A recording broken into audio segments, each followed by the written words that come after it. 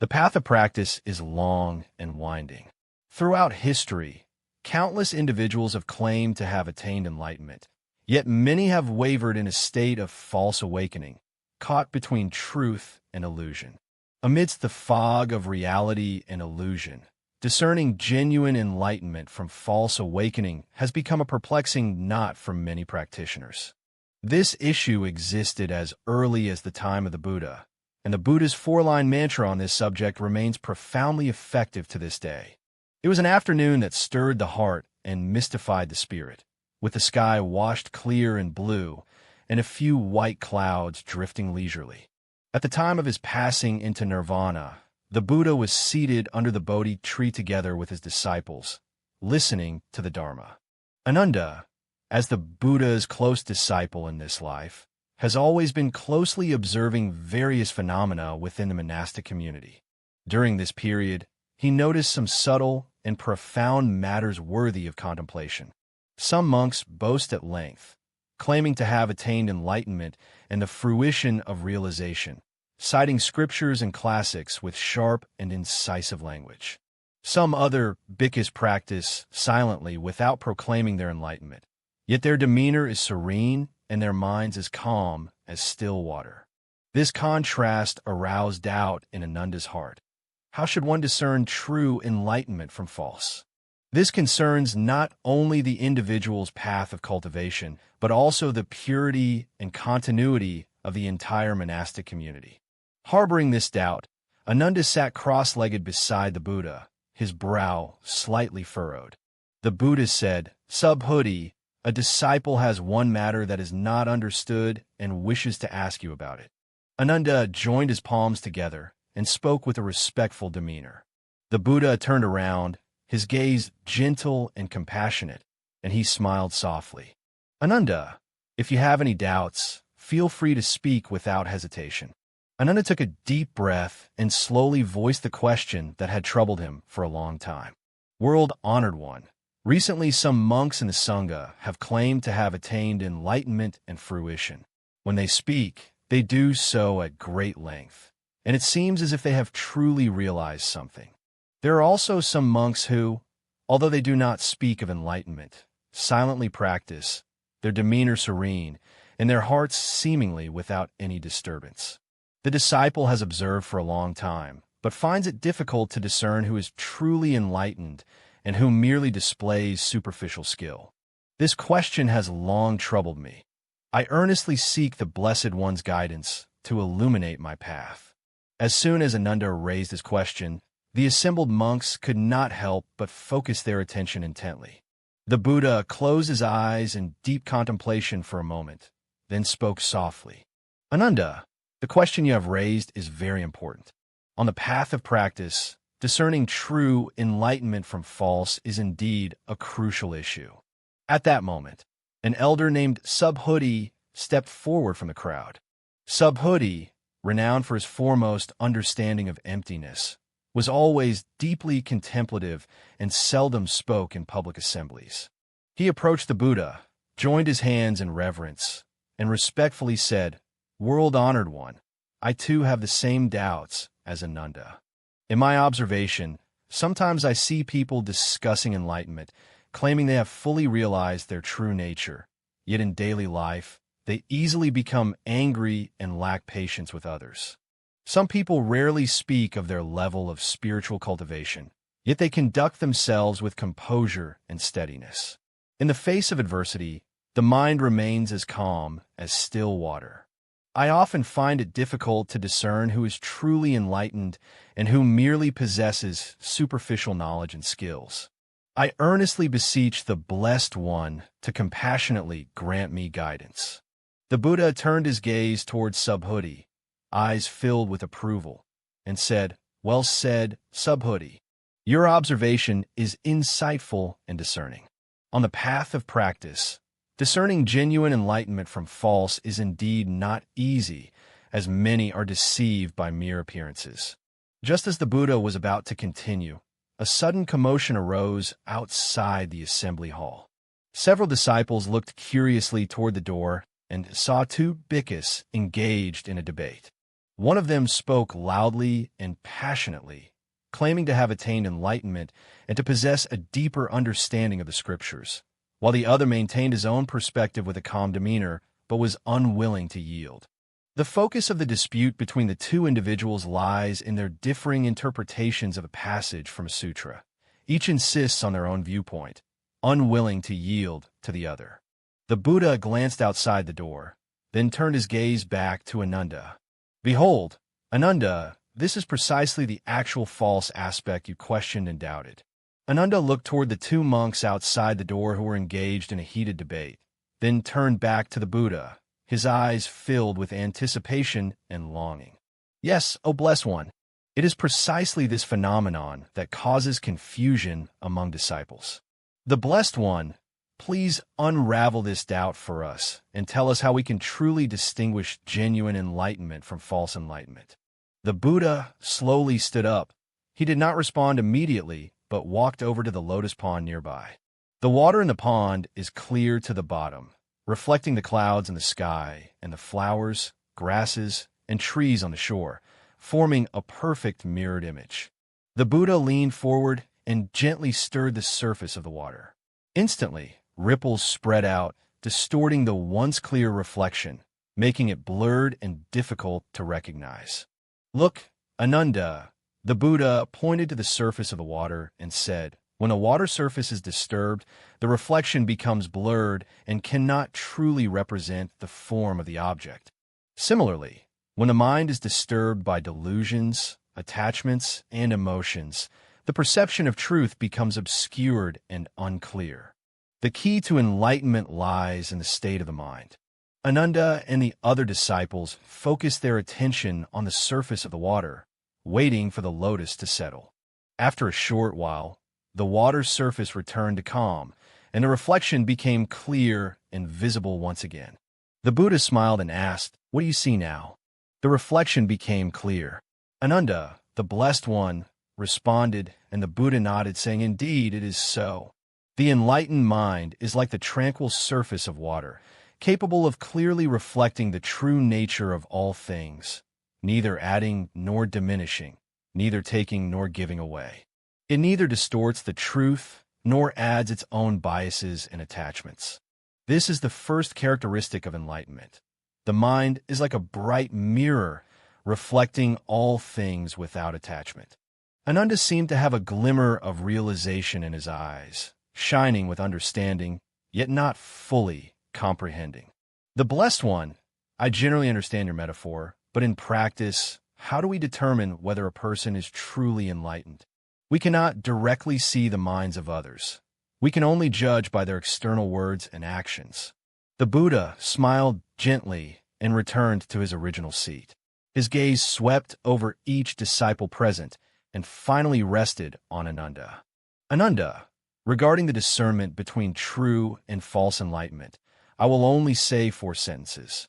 These 4 sentences are like a test for verifying genuine scriptures and can help you distinguish genuine enlightenment from false." The gathered assembly held their breath and focused their minds, awaiting the Buddha's teaching. The Buddha slowly spoke the 4 key phrases: calm the mind without attachment, practice compassion without contrivance, let speech and conduct be consistent, and maintain a pure and unmoved heart of loving kindness. These 4 sentences resounded like the deep sound of a bronze bell or an evening drum, shaking the hearts of everyone present. Some disciples immediately grasped the meaning, their eyes sparkling with the light of understanding. Some bowed their heads in deep contemplation, repeatedly pondering the significance of these 4 phrases. Others had tears welling up in their eyes, as if touched by a profound truth, and still others suddenly realized, awakening as if from a dream, seemingly finding the long-sought answer that had troubled them for a long time. In Ananda's eyes flickered the light of understanding, and he softly repeated the 4 phrases, as if to imprint them upon his heart, never to forget. Venerable Subhuti stood up even more excitedly and earnestly admonished the Buddha, saying that the 4 verses of the Blessed One were like a bright lamp illuminating the fog in his heart. These four statements not only serve as the criteria for distinguishing true enlightenment from false, but also provide clear guidance for our practice. The Buddha saw that the people were deep in thought and knew that although these four sentences were brief, they contained profound meaning and required further explanation for everyone to fully understand. The phrase, "not clinging upon first seeing one's true nature," means that a truly enlightened person has already perceived their own essence, understands that all phenomena are empty, and that all appearances arise due to dependent origination without any fixed, unchanging substance. They no longer cling to any form, whether material or mental. They do not cling to the concept of self, nor to their own achievements, nor even to the very concept of enlightenment itself. They understand that all phenomena are empty, yet they do not cling to the notion of emptiness. They realize that all dharmas exist, yet they do not grasp onto the notion of existence. They have seen through the illusion of dualistic opposites, transcending concepts of existence and non-existence, good and evil, enmity and harmony, reaching the state of the middle way. A true enlightened being faces the myriad phenomena of the world with a mind as clear as a mirror, reflecting all without leaving a trace, just like the sky that embraces all things without being tainted by any of them. Ananda nodded and said, "Just as the lotus, though born in the mud, is not stained by the mud. The lotus understands that its own nature is different from that of the muck, yet it harbors no aversion toward the muck, for it is precisely the muck that nourishes its growth." "Well said, Ananda," the Buddha again praised. "Your analogy is very apt. A true enlightened being, while living in the secular world, remains unstained by worldly defilements. They understand their own true nature, yet they do not disdain or reject those who have not yet attained enlightenment, because they know that everyone possesses the same Buddha nature, only temporarily obscured by ignorance." The Buddha then explained the second sentence. Compassion without contrivance refers to the compassion of a true awakened one, which flows naturally, not deliberately contrived, not meant to showcase one's self, nor to seek praise or reward from others. Their compassion does not discriminate among beings, does not seek reward, and is not attached to the thought of, "I am doing good." It is like the sun shining universally upon the earth, regardless of whether the mountains, rivers, and plants express gratitude, like the spring rain nourishing all beings without concern for their status or rank. The compassion of a false enlightened one is often contrived, intended to showcase their cultivation or to obtain certain returns. Their compassion is selective and calculative, accompanied by the thought of, "I am doing good." Behind such compassion lies the attachment to self, which is not true compassion. A young bhikkhu respectfully asked, "Bhagwan, if we have not yet attained enlightenment, are we therefore unable to practice acts of compassion?" The Buddha smiled and responded, "Of course, one can practice acts of compassion. Practice is the process of moving from a state of intentional mind to a state of no mind.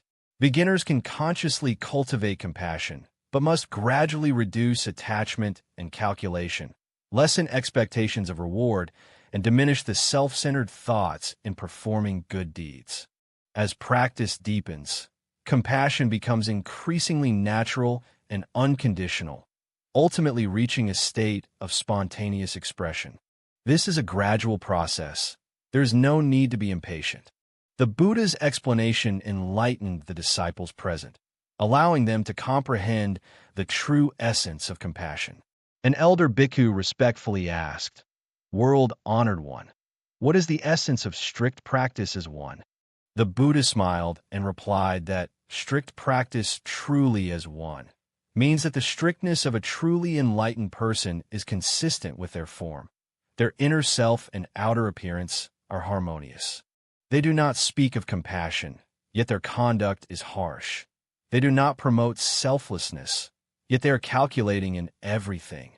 They do not discuss equality, yet they discriminate against others. They do not teach patience, yet they are quick to anger and intolerant. The strict practices of a true enlightened one naturally arise from a pure mind, without contradiction or inconsistency.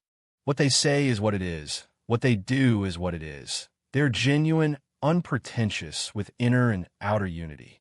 They do not need to deliberately maintain any particular image, because they've already transcended attachment to appearances. Their strict observance is natural, authentic, and smooth. Elder Subhuti said thoughtfully, therefore, one who is truly enlightened does not need to tell others that he has attained enlightenment. His every word and action will naturally reveal his state of realization. Precisely so, the Buddha nodded in affirmation.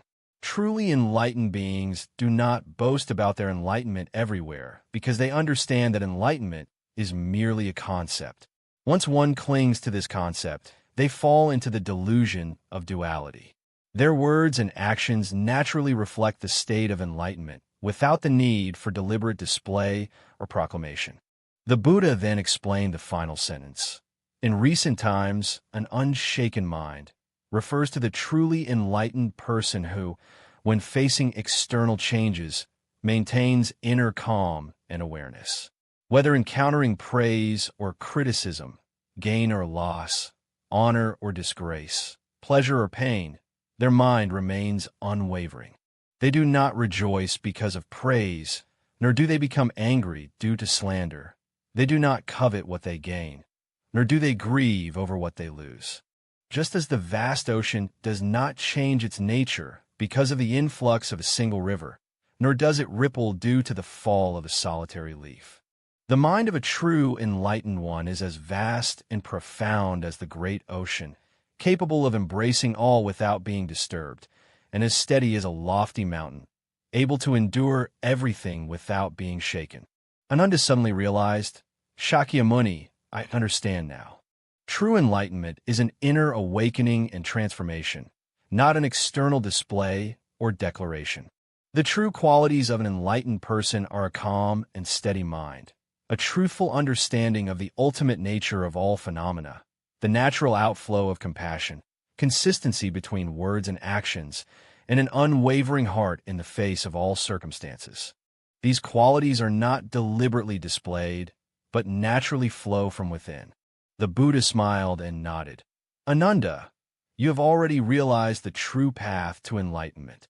A true enlightened person does not go around proclaiming their enlightenment, for they have transcended attachment to the self. They do not use enlightenment to elevate themselves or belittle others, because in their eyes, all sentient beings are inherently equal and possess the same Buddha nature. Their practice is natural, unforced, and effortless, like flowers blooming spontaneously and water flowing smoothly downstream.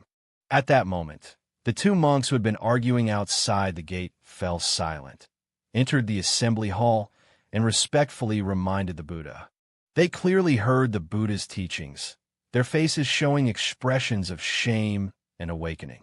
One of them said with shame, Bhagwan, I was just now attached to my own views, even claiming to have attained enlightenment, and was endlessly disputing with others. Now, having listened to the teachings of the Blessed One, I realize that I am still far from true enlightenment. My mind remains disturbed by attachments and emotions. Today's sudden enlightenment surpasses 10 years of arduous practice. The Buddha looked at him with loving kindness.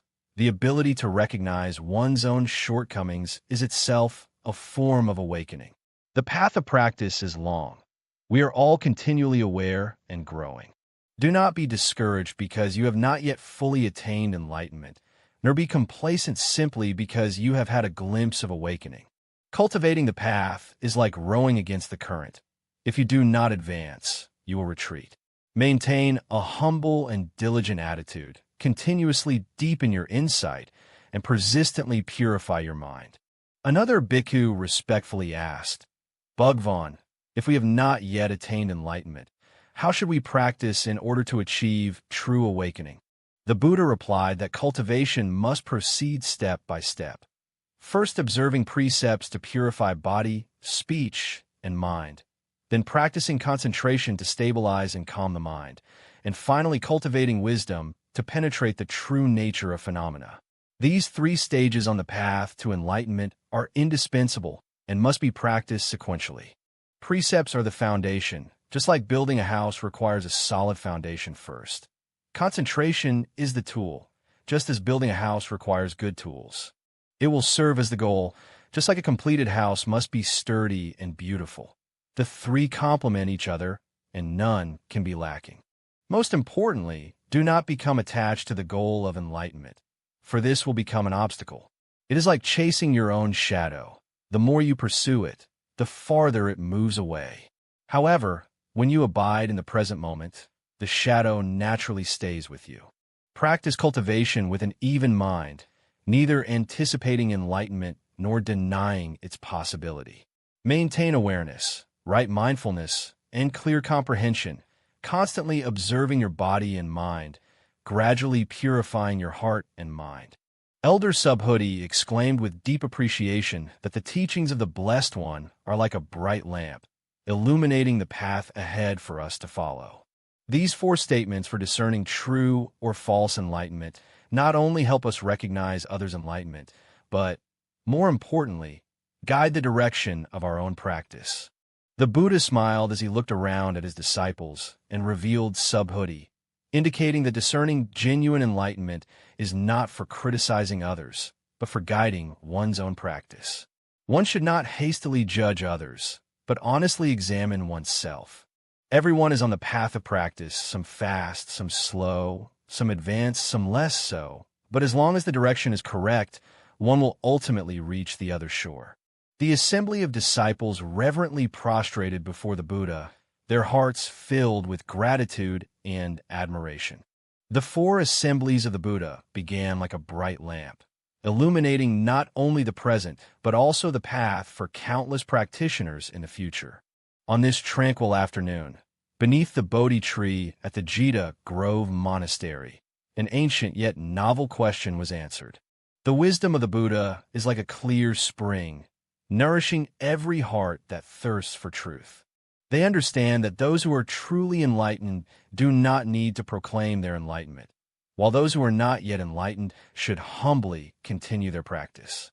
The discernment between genuine and false enlightenment lies in the tranquility and stability of the mind, in the spontaneous expression of compassion, in the consistency between words and actions, and in the unshakable equanimity when facing circumstances. These 4 criteria are not only applicable to the time of the Buddha, but also serve every future era, guiding every seeker of truth toward genuine awakening and liberation. At the core of all this, as the Buddha said, is seeing one's true nature without attachment, embodying compassion without contrivance, aligning words and actions as one, and maintaining an unshaken pure mind. These 4 sentences, concise yet profound, encompass the entire essence of practice and serve as a beacon and guide toward true enlightenment. Everyone present should etch these 4 phrases deeply into their hearts, regarding them as a mirror and a hallmark of their own practice. They understand that true enlightenment is not an endpoint, but a new beginning. It is not a fixed state, but an ongoing process of deepening. In this process, they will continually purify their minds, constantly expand their compassion, harmonize their speech and actions, stabilize their mental states, and ultimately attain the true enlightenment taught by the Buddha.